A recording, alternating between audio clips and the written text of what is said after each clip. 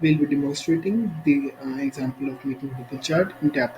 So, bubble chart is a type of chart which displays data as a bunch of circles. Circle is represented by dimension and circle's size are represented by a measure. Here we import a .xlsx file using Microsoft Excel option.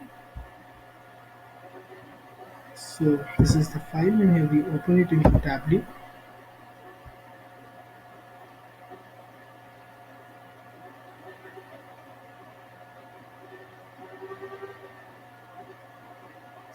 Now we open it for visualization.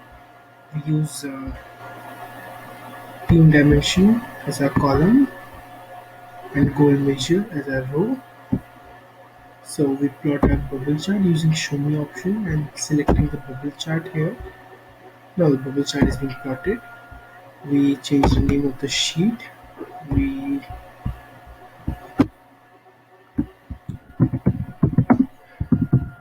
battery bubble chart in Tableau.